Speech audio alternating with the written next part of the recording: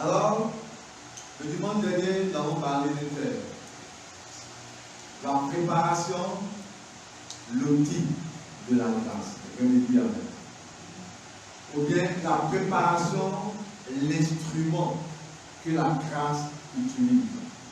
Et je peux vous dire que nous sommes dans un temps où nous devons connaître et nous devons vivre la grâce de Dieu au travers de notre vie. Je vais dire amen. Il est l'heure que la grâce de Dieu se manifeste dans ta vie.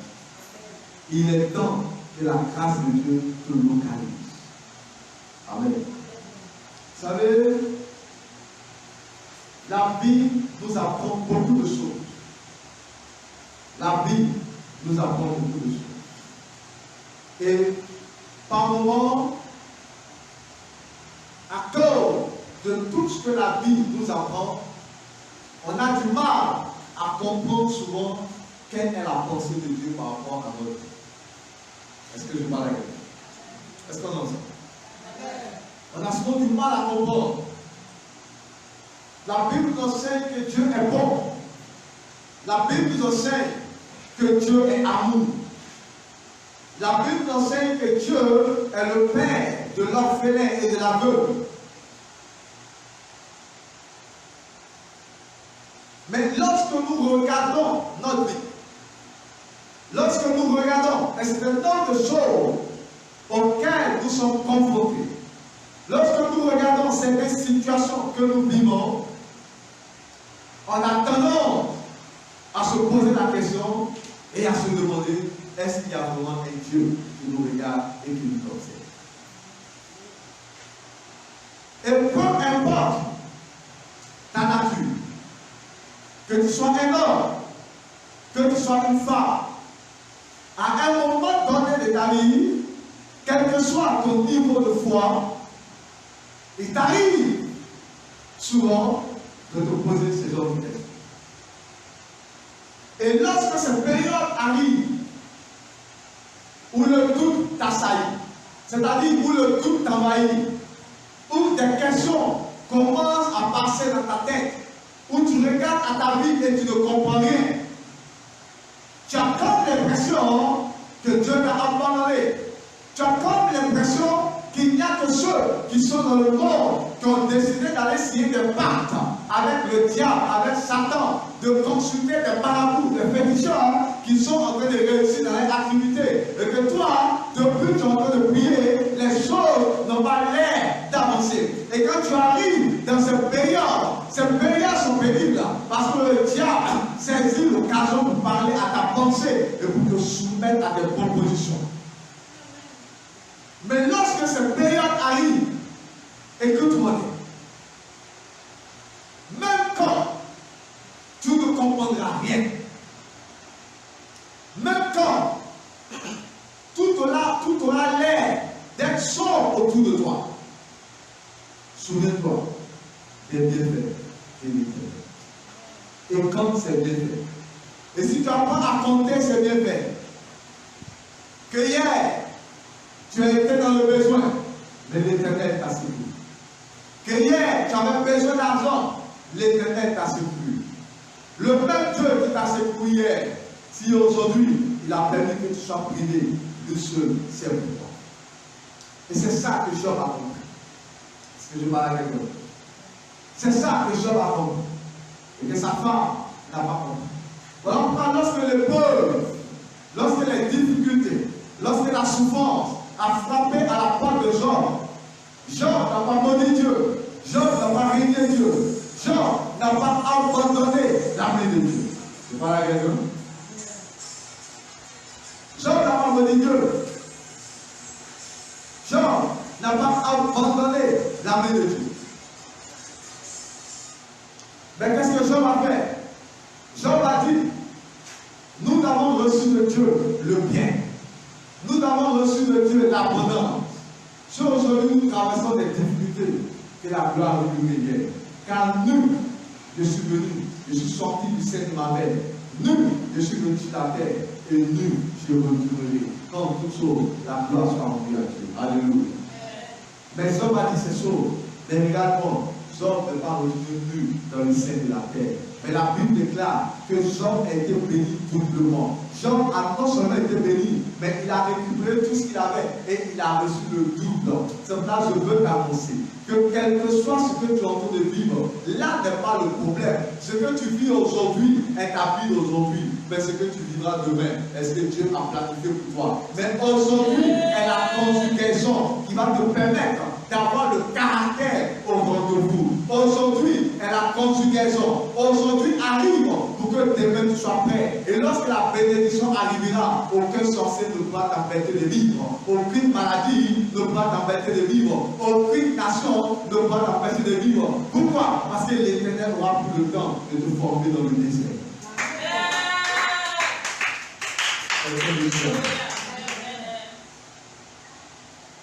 Et je me suis posé des questions. Et à force de me poser des questions, j'ai fini par avoir une réponse. Et quelle est la réponse que j'ai reçue?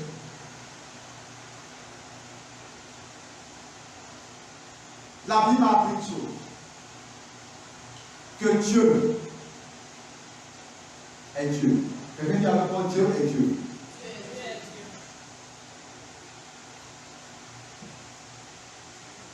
Quelqu'un dit avec moi, Dieu est Dieu. Il a toujours raison. Donc, dis-le avec moi. Il a toujours raison. Dis avec moi, Dieu est Dieu. Dieu est Dieu. Donc, tu ne me dis pas, tu ne me rassures pas. Dis avec moi, Dieu est Dieu. Dieu est Dieu. Il a toujours raison. Il a toujours raison. Amen. Lui seul sait. Non, dis-le avec moi, lui seul sait. Lui seul sait. Que puis-je faire? Que puis-je faire? Et c'est ça. Quand tu ne comprends rien, retiens une chose. Dieu est Dieu. Et que de toutes les manières, que tu sois en colère, que tu sois fâché en colère, Dieu est Dieu. Maman Gaïbi, que tu sois frustré, tu me reçois? Que tu sois mécontent, que tu aies l'impression que ça n'est assez et que tu ne peux plus, et que tu préfères retourner dans le monde. Rappelle-toi de ce jour. Dieu, il a toujours, lui seul sait. Quelqu'un me dit amen. Quelqu'un me dit amen. Et je n'ai pas l'habitude de dire aux gens, je bénis Dieu de ce que je l'ai connu. Et qu'à la vérité des choses, même quand tout semble confus, en réalité, le seul que je connais, qui est sûr, qui est fiable, qui lui, quand il donnera, ça pourrait prendre du temps, c'est vrai. Mais quand il te donne, tu dois en paix. Il n'y a aucun totem, il n'y a aucun chagrin. Et la Bible déclare que c'est la bénédiction de l'Éternel qui enrichit et ne se fait suivre d'aucun chagrin. Et si la Bible dit que c'est la bénédiction de l'Éternel qui enrichit et ne se fait suivre d'aucun chagrin, cela voudrait dire qu'il n'y a pas que Dieu seul qui bénit. Est-ce que je parle à quelqu'un? Est-ce que je parle à quelqu'un? C'est le français. La Bible dit c'est la bénédiction de l'Éternel qui enrichit. Et cette bénédiction qui enrichit ne se fait suivre d'aucun chagrin. Donc si la bénédiction de l'Éternel enrichit, ça veut dire qu'il y a des bénédictions, mais ces bénédictions-là n'enrichissent pas. Amen. Aux yeux du monde, elles te donnent l'impression que tu es riche. Aux yeux du monde, elles te donnent l'impression que tu es dans l'abondance, que tu es grand. Mais à quoi sert ta richesse si elle ne peut pas t'aider à prendre soin de toi? À quoi sert ta richesse si elle a des limites? À quoi sert ta richesse s'il y a des choses que tu ne peux pas faire malgré ta richesse? Est-ce que je parle à quelqu'un?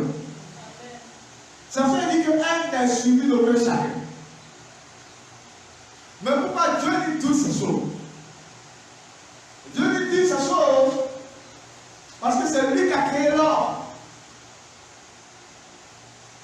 Et il connaît l'homme. Et il sait que Satan a juré. Écoute-moi bien. Et que Satan s'est donné les moyens pour faire tout ce qu'il peut pour empêcher l'homme d'obéir à Dieu. Parce que lui, Satan, il s'est rebellé contre Dieu. Et lorsqu'il s'est rebellé contre Dieu, Dieu a préparé pour lui un feu éternel dans lequel il va partir. Mais Satan a dit que lui, il n'ira pas seul dans ce feu. Il fera tout pour amener les hommes à entrer dans ce feu. Il fera tout pour ne pas que les hommes soient dans la joie sur la terre. Il fera tout pour que les hommes ne puissent pas connaître le bonheur. C'est alors qu'une guerre est déclenchée dans le ciel. Et la Bible déclare que le diable a été précipité sur la terre. Et la Bible dit, malheur à la terre, car le diable est descendu vers elle, animé d'une très grande colère, sachant qu'il a plus de temps. Simplement, rien ne va te supporter en tant qu'enfant de Dieu. Voilà pourquoi je te dis, la préparation est l'outil de la grâce. Pourquoi? Lorsqu'un homme est préparé, c'est un homme qui est avisé. Un homme qui est avisé, c'est un homme qui sait les choses. C'est un homme qui a la connaissance. Je parle à quelqu'un? Une femme enceinte, elle sait que pendant les 9 mois de la grossesse, son corps va subir une déformation. Donc lorsque son ventre sort, elle ne peut pas laisser un problème pour se tourmenter. Parce qu'elle sait qu'une femme enceinte a un ventre qui grossit.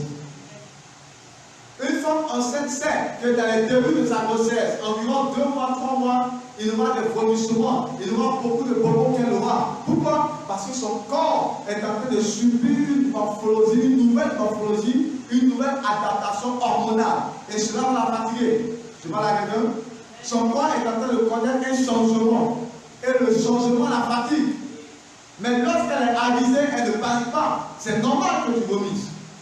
Ce n'est pas tout vomissement qui est une maladie. Ce n'est pas toute nausée qui est une maladie. Mais il faut des gens qui ont de l'expérience. Il faut des femmes qui ont de la connaissance. Lorsque tu leur diras je vomis, elle te dira ma fille, c'est normal. Pourquoi? Parce que c'est l'effet de la grossesse. Voilà pourquoi, écoute-moi, il y a des difficultés que tu vas vivre. Il y a des problèmes que tu vas traverser. Ce n'est pas un problème en effet. Ce n'est pas une difficulté en réalité. Mais c'est normal parce que tu es dans le processus d'une grossesse. Tu es dans le processus de l'accouchement. Tu es dans le processus d'un accouchement. Cependant, lorsque Marie est tombée enceinte, alors qu'elle était vierge, la Bible déclare que Marie n'est pas allée chez sa mère, Marie n'est pas allée chez quelqu'un d'autre, mais Marie est allée chez Élisabeth. Pourquoi? Parce qu'Élisabeth était enceinte de 6 mois. Mais qui est Élisabeth? Élisabeth était une vieille personne qui avait atteint la ménopause et était fatiguée. Son mari Zacharie, le sacrificateur, était fatigué. Même Zacharie ne croyait pas que sa femme pouvait tomber enceinte. Et comme Zacharie n'a pas cru, Dieu a dit à Zacharie, tu seras muet jusqu'à ce que ta femme puisse accoucher et que tu puisses voir l'enfant. Donc Élisabeth, Marie, du moins, est allée chez Élisabeth. Mais il fallait quelqu'un comme Élisabeth pour dire à Marie que rien n'est impossible à Dieu. Dans ma vieillesse, je suis tombée enceinte et je suis à 6 mois de grossesse. Donc même si tu n'as pas connu d'homme, le Dieu qui m'a permis de tomber enceinte à cette période peut te permettre à toi aussi de tomber enceinte sans avoir connu un homme. Est-ce que je parle à quelqu'un? Est-ce que je parle à quelqu'un? Élisabeth a connu des choses qui étaient impossibles dans l'entendement humain. Alors elle aussi pouvait dire à Marie que ce que tu vis est normal. Est-ce que je parle à quelqu'un? Elle pouvait dire à Marie ce que tu vis est normal. Écoute-moi, enfant de Dieu. Nous allons dans Romains, le chapitre 8. Nous allons lire à partir de 6.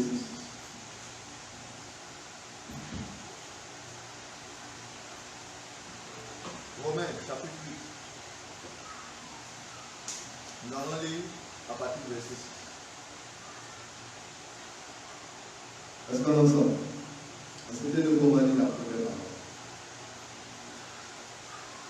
Que nous dit la Bible? Et le verset 26, Romains 8, Verset 26. Excusez-moi. De même aussi, l'Esprit nous aide. De même aussi, l'Esprit nous aide dans notre faiblesse. Car nous ne savons pas ce qu'il convient de demander dans nos prières. Mais l'Esprit lui-même intercède par des soupirs inexprimables. On s'était beaucoup pour lire la parole. Il dit de même aussi, l'Esprit nous aide dans notre faiblesse. Amen. Ça, c'est la Bible qui parle. Et la Bible parle, l'Esprit nous aide dans notre faiblesse. Et la Bible parle de qui? Des enfants de Dieu. Ça veut dire que des enfants de Dieu ont des moments de faiblesse. Est-ce que je vois la Bible? Amen. L'Esprit nous aide dans notre faiblesse. Car nous ne savons pas ce qu'il convient de demander. Il dit quoi? Nous ne savons pas ce qu'il convient de demander. Donc, en tant qu'enfant de Dieu, il y a des choses que nous ne savons pas. Même demander à Dieu, nous ne savons même pas ce qu'il convient de demander. Peut-être que tu es en train de demander le mariage, mais en réalité, ce n'est même pas le mariage que tu dois demander. Mais comme Dieu sait que tu es faible et que tu ne sais pas ce que tu dois demander, il te comprend. Alors l'Esprit lui-même intercède. L'Esprit lui-même parle à Dieu pour toi, parce que Dieu ne tient pas compte de ta faiblesse, mais il t'accorde ce dont tu as besoin, car toi-même, tu ne sais pas ce qui est bon pour toi. Est-ce que je parle? Est-ce que je parle? Mais l'Esprit lui-même intercède par des soupirs inexprimables. Verset 27. Et celui qui sonde les cœurs connaît quelle est la pensée de l'Esprit, parce que c'est selon Dieu qu'il intercède en faveur des saints. Le Saint-Esprit nous connaît la pensée de Dieu, donc il intercède pour nous. Verset 28. Nous savons du reste. Quelqu'un dit avec moi, nous savons du reste. Tu vois, au verset 26, il dit, car nous ne savons pas ce qu'il convient de demander. Tu vois la gueule? Au verset 26, il dit, car nous ne savons pas ce qu'il convient de demander. Et au verset 28, il nous dit, c'est vrai que nous ne savons pas ce qu'il convient de demander. C'est vrai que nous ne savons pas comment prier à cause de notre faiblesse. Toutefois, nous savons du reste que toutes choses concourent au bien de ceux qui aiment Dieu. Alléluia. Attends-le, alléluia. Attends-le, Amen. La Bible dit quoi? Nous savons du reste. D'abord, nous savons du reste. Ça veut dire, dans la première partie au verset 26, il dit nous ne savons pas. Donc effectivement, il y a des choses que nous ne savons pas. Voilà, il y a des choses qu'on ne comprend pas. Tu pries tout seul. Tu vas à l'église. La Bible dit qu'on sera toujours à la tête et jamais à la queue. Tu as fait toutes ces choses que tu ne comprends pas. Les choses ne sont pas trop. Tu le veux encore. Tu le sais. La Bible même te rappelle que tu es faible. Tu vas à la gueule. Tu as débouché de l'argent, tu as ouvert un magasin, tu ne comprends pas, c'est difficile. Mais tu as eu les moyens pour faire le magasin. Tu as eu même les moyens pour acheter des articles. Tu as béni Dieu parce qu'il t'a donné les moyens pour le magasin. Tu as béni Dieu parce qu'il t'a donné les moyens pour avoir de l'argent pour acheter des articles. Mais la clientèle a disparu. Tu comprends? Est-ce que je vois la vie? Tu as parlé à Dieu pour qu'il te donne un lieu pour l'église. Et il a pourvu que tu aies les moyens pour la construction de l'église. Mais tu ne comprends pas. Les fidèles ont disparu. Tu as prié Dieu. Seigneur, je veux travailler. Je veux travailler. Et Dieu t'a ouvert une porte. Il t'a donné le travail. Et ça a commencé à aller. Et tu ne comprends pas. Tu as perdu le travail. Ou même le salaire qu'on te propose dans ce travail est tellement insuffisant que à peine tu as payé ton loyer, que même pour envoyer tes enfants à l'école sont comme une lutte. Ce que tu sais est que hier, Dieu a répondu à ta prière. Même aujourd'hui, il y a beaucoup de choses que tu n'arrives pas à comprendre. C'est ça la Bible te dit. Même quand il y a des choses que tu n'arrives pas à comprendre, et tu ne t'inquiètes pas, tu fais, ta chair est faite, mais ton esprit est bien disposé. Voilà pourquoi l'esprit lui-même. Parce que quand le découragement te pense, et que l'Éternel te réveille même dans la nuit pour prier, tu es tellement découragé que tu n'as même pas la force de prier et que tu ne sais même pas comment. Quand le matin tu te réveilles et que tu ne sais même pas qu'est-ce que tu vas manger, tu es tellement abattu que les forces te manquent souvent pour prier. Et Dieu sait cela. Et Dieu n'est pas indifférent à ce que tu es en train de vivre. Il te comprend et il compatit à ta souffrance. Voilà pourquoi la Bible déclare que dans notre faiblesse, l'Esprit ne nous abandonne pas, mais l'Esprit lui-même intercède en notre faveur. Car nous ne savons pas ce qu'il convient de demander. Mais lui, il sait ce que Dieu a préparé pour nous. Lui, il sait ce que Dieu a préparé pour nous. Alors, il parle à Dieu en notre faveur. Afin que nous ne soyons pas abattus, ne soyons pas découragés, mais que nous continuons d'espérer en l'Éternel. Car en lui, se passe notre assurance et notre élimination. Que le dire. Dis à ton frère, Dieu va faire. Non, regarde ta soeur, dis-lui, Dieu va faire. Dis-lui, Dieu va faire. Ne n'abandonne jamais. Ne te décourage jamais. Ça peut t'arriver parce que tu es un homme. Tu peux avoir mal parce que tu es un homme. Mais même quand ces choses arrivent, souviens-toi d'une chose. Quand tu ne comprends rien, quand tu ne comprends rien, quand tu ne sais rien, et quand tu ne comprends rien, mais il y a une seule chose que tu sais. Il y a une seule chose que tu sais. Il dit toutes choses concourent au bien de ceux qui aiment Dieu. Toutes choses concourent au bien de ceux qui aiment Dieu. Donc ce que tu es en train de vivre ne va pas t'amener à la mort. Ce que tu es en train de vivre ne va pas te mener à la pauvreté. Ce que tu es en train de vivre ne va pas t'amener au rejet. Mais ce que tu es en train de vivre ne sont que des escaliers pour te faire monter à garde. Ne sont que des escaliers pour t'amener au premier, au deuxième, au troisième, au dixième, et au fur et à mesure. Quelqu'un me dit amen. Quelqu'un me dit amen. Et c'est fort de cela que la Bible déclare dans Hébreux chapitre 6. Hébreux chapitre 6, à partir du verset 10. Qu'est-ce que la Bible dit?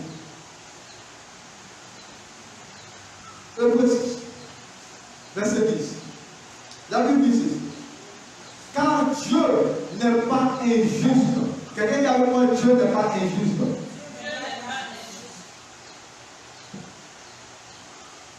Alléluia.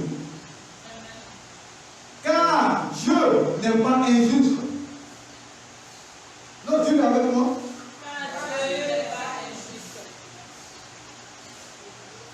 Pour oublier votre travail et l'amour que vous avez montré pour son œuvre, pour son nom, ayant entendu et rendant encore des services au Saint. Alléluia. Regardons. Laisse ta Bible, regarde. La Bible dit quoi? Sinon, tu me reçois? Tu me reçois? La Bible dit Dieu n'est pas injuste. Est-ce que je parle à qui? Est-ce que je parle à qui? On dirait tu me reçois? La Bible dit Dieu n'est pas injuste. Maman Guéli, tu me reçois? Est-ce que tu me reçois? La Bible dit Dieu n'est pas injuste. Les mises ensemble. La Bible dit Dieu n'est pas injuste. Mais pourquoi elle dit Dieu n'est pas injuste? Il dit pour oublier votre travail et votre amour pour son nom. Est-ce que je parle à quelqu'un? Mais pourquoi Dieu dit ces choses? Dieu dit ces choses parce qu'à un moment donné, les hommes étaient déboussolés. Ça veut dire que les hommes étaient perdus. Les hommes ne comprenaient rien. Ils ne savent pas où ils vont. Ils regardent devant, ils ne voient rien. Ils regardent derrière, ils ne voient rien. Ils regardent à gauche, ils ne voient rien. Ils ne voient rien. dans le livre de Psaumes. Il dit, mais je ne comprends pas. Seigneur, les méchants prospèrent. Les adultères prospèrent. Mais si c'est ça, je vais être maîtresse. Au lieu de souffrir. Je vais être maîtresse, au moins me donner une voiture, une maison. Elle prospère, elle soit à l'aise. Mais si c'est ça, il y a pas attention au moins un petit truc. Là, l'église se remplit avec l'honneur. Dès que tu fais comme ça, tout le monde tombe. Il dit, quand c'est passé, te passeront par la tête. Souviens-toi de ce chose. Car Dieu n'est pas injuste. Amen. Souviens-toi de ce chose. Car Dieu n'est pas injuste. Regarde, mon enfant, quand cette église a commencé, il n'y avait personne, mais tu étais là. Tu as donné de ta voix, tu as donné de ton temps, tu as soulevé les chaises, tu as parlé à l'église, tu t'es donné. Pendant la crise de Corona, tout le monde était à la maison, mais toi, tu t'es battu pour le nom de Jésus. Il y a des moments, tu es sorti pour aller évangéliser, tu avais faim, mais tu n'as pas tenu compte de ta faim, tu as parlé de Dieu autour de toi. Il y a des moments, le pasteur était triste, il y a des moments, le pasteur était découragé, mais tu l'as remonté, tu lui as redonné du courage, il a repris du courage, et ensemble, vous avez avancé jusqu'à arriver à là. Écoute-moi, Dieu n'est pas injuste pour oublier ce que tu as fait. Dieu n'est pas injuste pour oublier ce que tu as fait. Un temps arrive, il se souviendra de toi. Quelqu'un me dit. Quelqu'un me dit.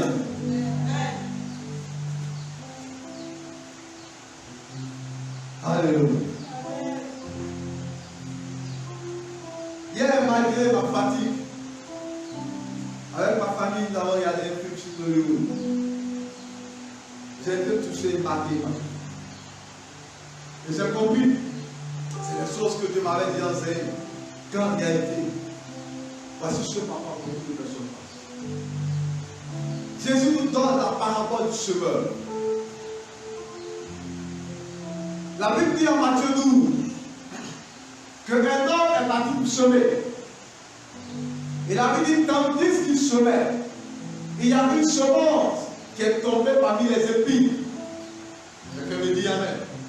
Les épines, ce sont les fleurs dans lesquelles il y a des piquants et qui étouffent les autres plantes qui sont autour d'elles. C'est ça les épines. Et quand les épines grandissent touffues comme ça.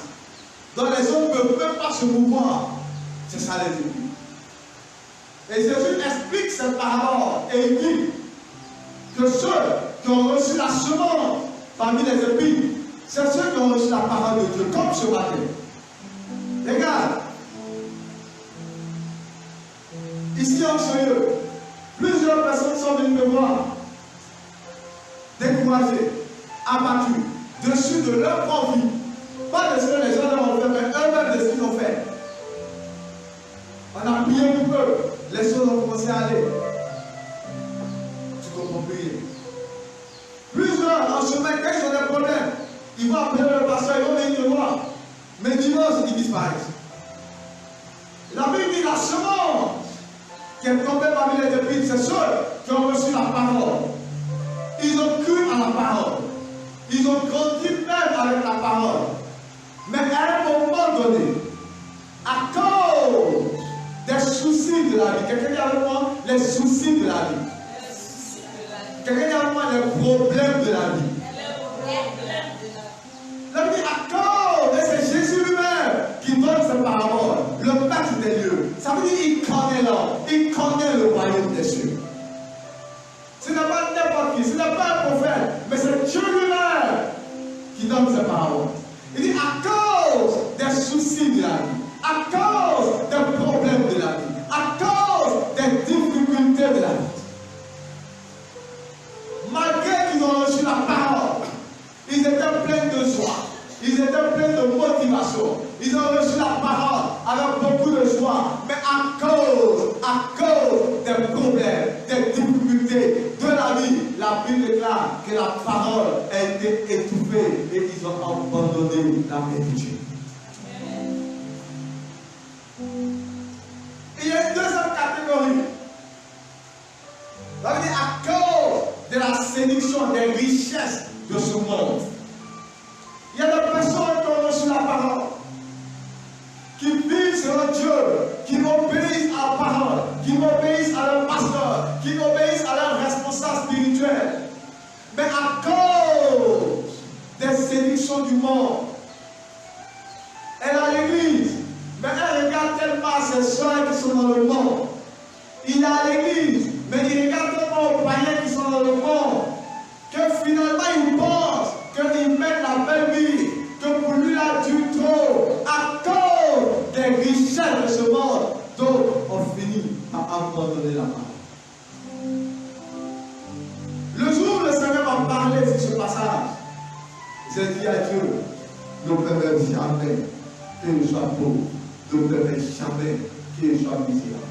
Et à la vérité, la pauvreté ne vient jamais de Dieu. Mais c'est une œuvre du diable pour oppresser les enfants de Dieu. Le diable se bat et se donne tous les moyens pour empêcher les chrétiens de devenir riches. Parce qu'il sait qu'un chrétien qui est riche, c'est un adorateur vrai qui va changer le monde et qui va changer des histoires. Donc il se bat. Voilà pourquoi quand il allait devant Dieu, il a dit à Dieu, c'est parce que tu as béni Jean, c'est parce que tu as pris soin de sa famille que Jean t'adore. Jean t'adore. Ça veut dire que Satan même reconnaît que quand quelqu'un a l'argent, son adoration est bonne. Quand quelqu'un a l'air, son adoration est bonne. Voilà pourquoi il se battra pour que tu n'aies pas. Mais la bonne nouvelle que j'ai à t'annoncer, il dit car Dieu n'est pas injuste. Car Dieu n'est pas injuste. Car Dieu n'est pas injuste. Satan n'aura jamais raison sur toi. Il était rebelle à Dieu, donc il n'aura pas raison sur toi. Mais toi, accroche-toi à Dieu. Toi, accroche-toi à Dieu. N'abandonne pas ça. Même quand tu ne comprendras rien, ce n'est pas une chose. Toutes choses concourent au bien de ceux qui aiment Dieu. Alléluia. Et nous continuons toujours dans l'œuvre. L'œuvre du chapitre 6. Au verset 10. Car Dieu n'est pas injuste pour oublier votre travail et l'amour que nous avons montré pour son nom. Ayant rendu et rendant encore des services aux saints. Verset 11. Nous désirons que chacun de vous montre le même zèle pour conserver jusqu'à la fin une pleine espérance. Est-ce que nous ensemble? Bonne parole ensemble. Alléluia. Bonne parole ensemble. Alléluia. Bonne parole ensemble. Bonne parole ensemble. Allez, on va parler ensemble. Gloire à Jésus. Et le verset 11 dit quoi? Nous désirons que chacun de vous montre le même zèle. Le même zèle. Dis avec moi le même zèle. Dis avec moi le même zèle. Le même amour. La même motivation. Qu'est-ce que ça veut dire? Quand tu as connu Dieu, façon que tu étais content, façon que tu étais zélé, on dit le culte commence à 8h30, à 8h15, tu es déjà là. Quand ton pasteur t'appelle, papa, quand il dit ne fais pas, en même temps tu ne raisonnes même pas. Le même zèle, le même amour, la même motivation. Le livre dit, ce que nous voulons, que chacun de vous conserve, que chacun de vous garde le même zèle. Ça veut dire que tu peux avoir un zèle et puis à un moment donné abandonner dans le zèle. Est-ce que tu parles avec moi? Tu peux être zélé, tu es chaud, tu es motivé et puis à un moment donné tu as tendance à refroidir. Pourquoi? Parce que les circonstances sont arrivées et tu es en train d'abandonner. Il dit nous voulons que chacun de vous garde le même zèle. Tu vois la réunion? Il dit pour conserver jusqu'à la fin une pleine espérance. Donc le tout n'est pas de commencer, mais c'est d'aller jusqu'à la Jusqu'à là. Jusqu'à là. On n'entend pas la bonne personne. Jusqu'à là. Jusqu'à la fin. Pas fin manger. Jusqu'à la fin, fini. Tu dois finir dans le même zèle. Quelqu'un me dit Amen. Est-ce qu'on entend? Tu t'es zélé pour l'église. Tu t'es zélé pour le nom de Dieu. Mais aujourd'hui, ton zèle a diminué. Aujourd'hui, parce que ça fait 2 mois, on ne t'appelle pas. Tu étais malade, on ne t'a pas rendu visite. Ton zèle a diminué. Que ton zèle ne soit pas fonction de ce qu'on peut ou ne pas faire pour toi, mais que ton zèle soit toujours le nom de Dieu. Alléluia. Alléluia. Verset 12. En sorte que vous ne vous relâchiez point et que vous imitez ceux qui par la foi et la persévérance héritent des promesses. Alléluia.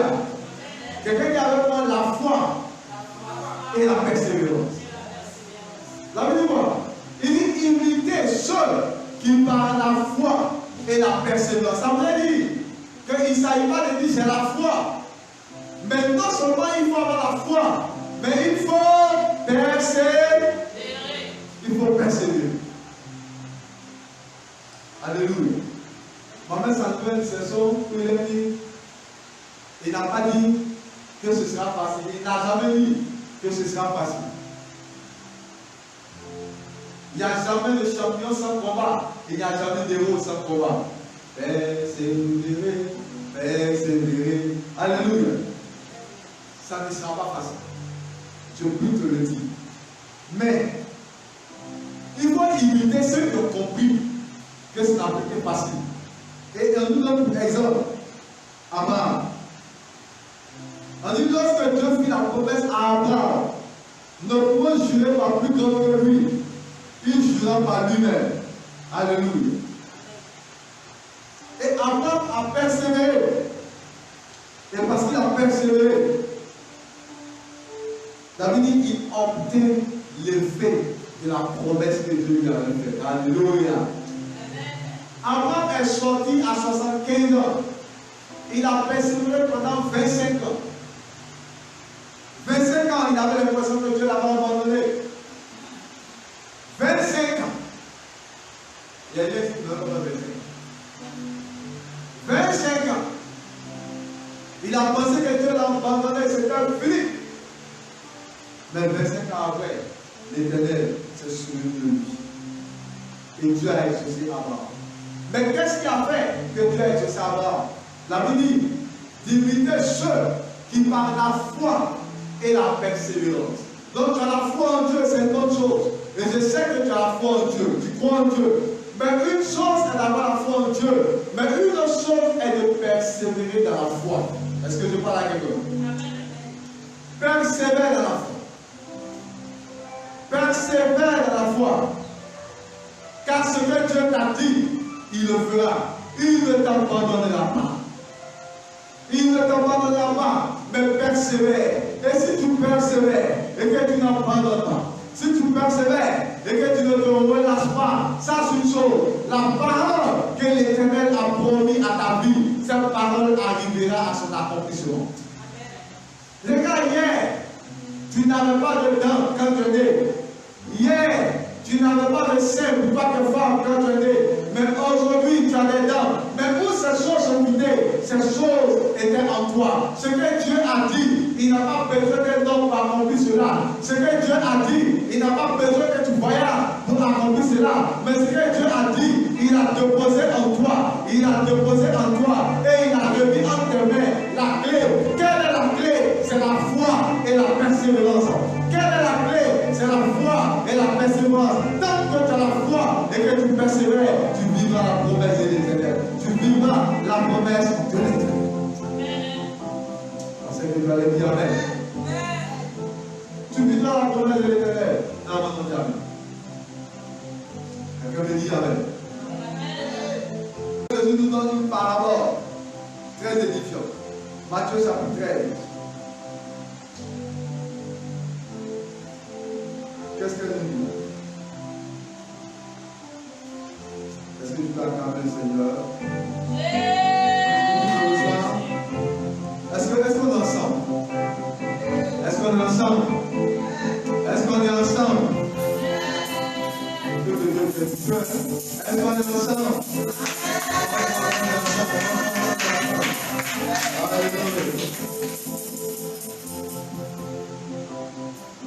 Dis avec moi, je suis libéré.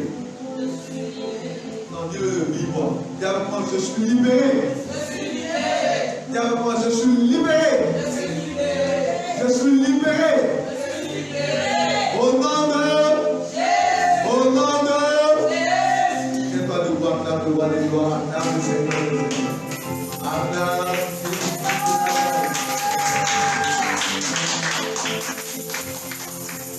Matthieu chapitre 13, à partir du verset 24. Jésus nous donne une parole. Et que nous dit cette parole? La Bible dit, verset 24, il leur proposa une autre parabole et il dit, le royaume des cieux est semblable. Ça veut dire ressemble, est comme un homme qui a semé une bonne semence dans son champ. Dis avec moi, une bonne semence. Mais pendant que les hommes dormaient, son ennemi vint, sema de livrer parmi le blé et s'en alla. Il sera de livrer parmi le blé. C'est-à-dire, on a semé une bonne semence. Il y a un autre qui est venu mettre livrer, il est venu mettre de mauvaises graines pour garder le blé. Mais toutes ces choses se sont passées quand? Pendant que les gens dormaient. Lorsque l'herbe, verset 26, lorsque l'herbe eut poussé et donné du fruit, l'ivraie parut aussi. Les serviteurs du maître de la maison vinrent lui dire, Seigneur, n'as-tu pas semé une bonne semence dans ton champ? D'où vient donc qu'il y ait de l'ivraie? Il leur répondit, c'est un ennemi qui a fait cela. Et le serviteur lui dit, veux-tu que nous allons l'arracher? Non, dit-il, de peur qu'en arrachant l'ivraie, vous ne déracinez en même temps le blé. Laissez croître ensemble l'un et l'autre jusqu'à la moisson. Et à l'époque de la moisson, je dirai au poissonneur, arrachez d'abord l'ivraie et liez-la en gerbe pour la brûler, mais amassez le blé dans mon grenier. Alléluia. Cette parole, c'est une parole que j'aime beaucoup. C'est pas la question? La Bible dit qu'il y a un homme qui a le semé. Il a semé son maïs. Le blé là, c'est compliqué. Il a semé son maïs. Et quand il a semé maïs, ou bien son riz, il y a quelqu'un d'autre qui a venu semer une autre semence. Il a venu mettre autre chose en dehors de ce que le maître a semé. Mais il a fait ça à quel moment? Pendant que les gens dormaient. Mais quand Jésus commence la parole, il dit le royaume des cieux est semblable. Et semblable veut dire est comme, ressemble, est identique à une parole Père. Donc ça veut dire que dans le royaume des cieux, il arrive des périodes où on s'endort. Parce que la Bible dit que le maître a semé. Et pendant que les gens dormaient, mais comment les gens peuvent dormir? Ça veut dire que dans le royaume, dans la vie des enfants de Dieu, il peut arriver des temps de sommeil. Le chant, c'est toi qui me dis. Le chant, c'est moi qui te parle. Dieu a semé une bonne semence dans ce sang, dans cette église. Mais pendant qu'on dormait, pendant ton moment de faiblesse, dormir, ce n'est pas seulement dormir ronfler, non. Mais c'est les choses que tu ne sais pas. Il y a sûrement des hôtels dans ta famille que tu ne connais pas. Il y a sûrement des paroles de malédiction dans ta vie que tu ne connais pas. Tu as accepté le Seigneur, tu as reçu la promesse de l'union, mais il y a des choses que tu ne connais pas, qui sont venus s'agripper, à la semence, qui sont venus se mettre avec la semence que tu as reçue. Et au moment où tu attends ton riz, il y a des cailloux de ton riz, il y a du sable dans ton riz, il y a d'autres graines qui n'ont rien à voir avec le riz. Mais à quel moment ces choses sont arrivées? C'est pendant que tu dormais. Tu n'étais même pas encore né.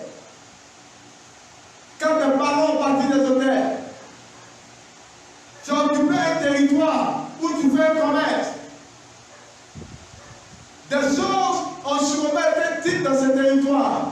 Tu ne te mets pas là. Mais les combats de ce territoire t'encadrent parce que tu es là. Tu as acheté une maison. Tu ne te mets pas là. Tu ne l'as même pas construite, mais tu l'as achetée. Même celui qui l'a construit, il ne sait pas. Mais avant ce terrain qu'il a acheté, il y avait sûrement des pratiques, il y avait sûrement des choses qui ont été faites dans ce lieu. Et tu as pris la maison. Et c'est une maison de retraite. Pour dormir, être à l'aise, être heureux avec ta femme et tes enfants. Mais voici que dans cette maison, il n'y a que des cauchemars. Tu n'étais pas là. Tu dormais. Et l'ennemi a semé une mauvaise semence dans le champ. Est-ce que je parle à quelqu'un? Mais ce qui m'impressionne, ce qui attire mon attention, la Bible dit, lorsque les serviteurs sont venus dire au maître, mais maître, n'as-tu pas semé une bonne semence dans le champ? Le champ, c'est un maïs qu'on a planté, mais comment se fait qu'en dehors du maïs, il y a d'autres herbes? Le maître a donné une réponse claire et formelle. Il dit, c'est l'ennemi qui a fait cela. Donc ça veut dire que le maître est au courant de ce qui se passe. Je ne sais pas si tu es pas là avec moi. Les disciples se sont inquiétés. Les serviteurs se sont inquiétés. Il dit, maître, il y a un problème. Le maître dit, le problème que vous voyez, c'est des personnes d'autres. Moi, en ce qui me concerne, j'ai mis une bonne semence dans mon champ. Moi, en ce qui me concerne, quand j'ai envoyé mon Dieu au monde, j'ai dit, est-ce qu'elle est une belle femme? Elle va aller se marier, elle allait avoir des enfants, elle allait avoir des maisons, elle allait être heureuse, être une grande servante de l'Éternel. Quand j'ai envoyé Fabienne, voici ce que j'ai dit d'elle. Mais ce qu'elle a entendu dire, ce n'est pas moi, c'est l'ennemi qui a fait cela. Mais le maître est au courant de ce que l'ennemi a fait. Le maître sait bien ce que l'ennemi a fait. Alors les serviteurs demandent, mais on fait comment? Il dit, laissez-les croire ensemble. Laissez-les croire ensemble. Écoute-moi, quand l'ennemi est avec toi, tu penses que le maître t'a abandonné. Il ne t'a pas abandonné. Lui-même, il a dit, laissez-les ensemble. Il a commencé, son commerce ne marche pas. Il dit, laissez-les ensemble. Si vous voulez arranger maintenant, les deux seront détruits, mais laissez-les pas ensemble. Voilà pourquoi un père censé ne donne pas une voiture à son enfant qui a 14 ans. Un père censé ne donne pas une vélo à son enfant qui a 2 mois. Un père censé ne donne pas une moto à son enfant de 4 ans. Pourquoi? Parce qu'il sait que la bénédiction à l'instant T va détruire l'enfant. Regarde-moi, il y a des difficultés que tu vis, il y a des situations que tu vis. Dieu laisse faire un moment. Dieu laisse faire un moment. Mais regarde, il y a un temps qui arrive. C'est le temps de la moisson. Il y a un temps qui arrive. C'est le temps de la moisson. Il dit, laissez-les croire ensemble. Dieu peut te donner un mari, tu ne comprends pas. Dieu t'a donné un bon mari, mais tout d'un coup, il a changé, il est devenu bizarre. Tu veux te séparer. On dit non, il dit laissez-les croire ensemble. Le mari, il déconne, il est bizarre, il n'est pas bien. Mais bizarrement, si tu te sépares de lui, tu ne t'en sortiras pas. Dieu le laisse un temps, à travers les différences de preuves, comme tu allais connaître l'un et l'autre, il sera en train de devenir le véritable mari qu'il avait prévu. Au temps de la moisson, au temps de la moisson, au temps de la moisson.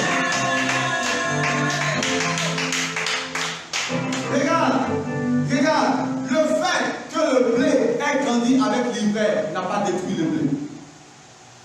Amen. Je ne sais pas si c'est pareil. Amen.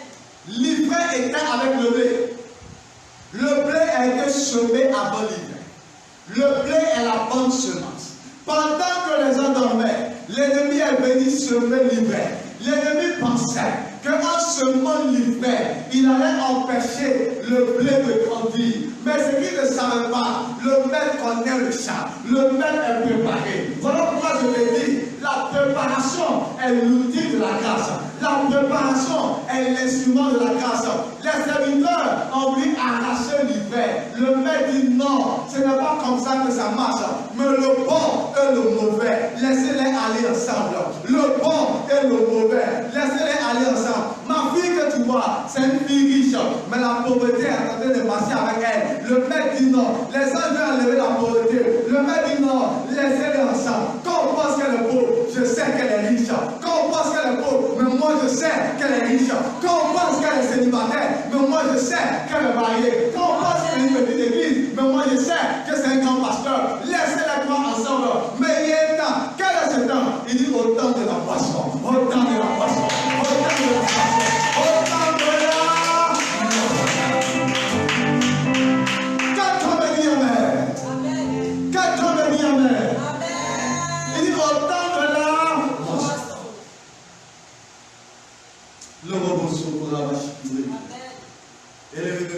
Au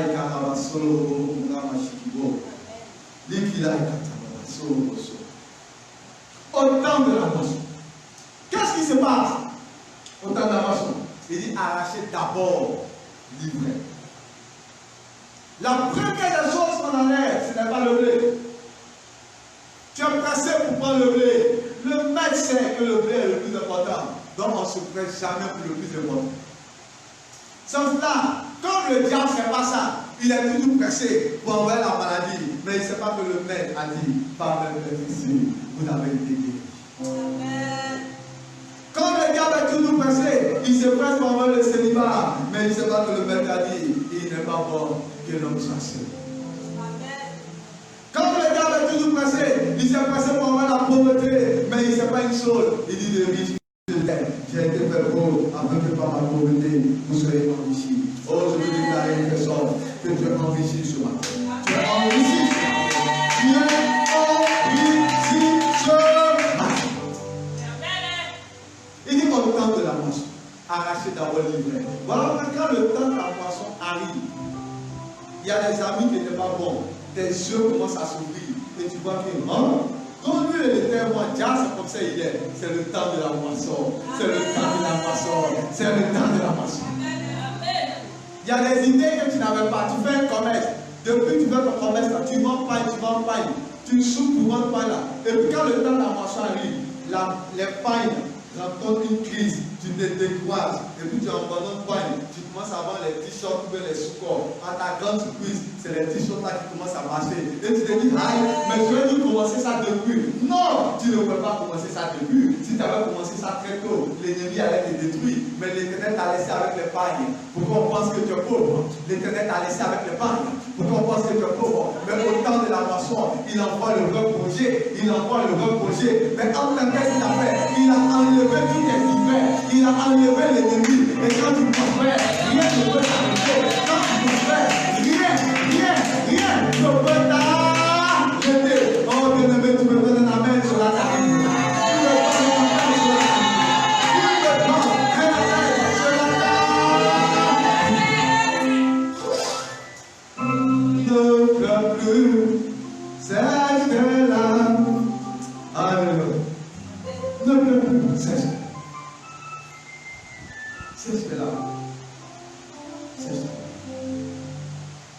Ne regarde pas ce que tu vois pour être impressionné. Ne regarde pas ce que tu vis pour être impressionné. Lorsqu'une graine est semée en terre, elle finit toujours par germer. Lorsqu'une graine est semée en terre, elle finit toujours par sortir, à devenir un arbre et à donner du fruit. Aucune graine n'est jetée dans une bonne terre et ne reste. Mais quand la graine est jetée en terre, elle meurt, elle ressort et elle porte. Elle devient un arbre et elle porte du fruit. Amen. Ce que Dieu a semé en toi deviendra du fruit. On te regarde, on ne voit rien, mais tu es un arbre de l'Éternel. On te regarde, on ne voit rien, mais tu es un arbre de l'Éternel. Tu porteras du fruit en abondance. N'oublie jamais cela. Quand tout sera bizarre, sache que tu es faible. Tu ne sais pas ce qu'il te faut. Le Saint-Esprit t'aidera. Mais même quand tu ne sais pas, ce que tu sais est que toutes choses concourent au bien de ceux qui aiment Dieu. Et ce que tu sais, Dieu n'est pas injuste pour oublier tes bonnes œuvres. Ce que tu as fait hier, ce que tu as fait aujourd'hui, l'Éternel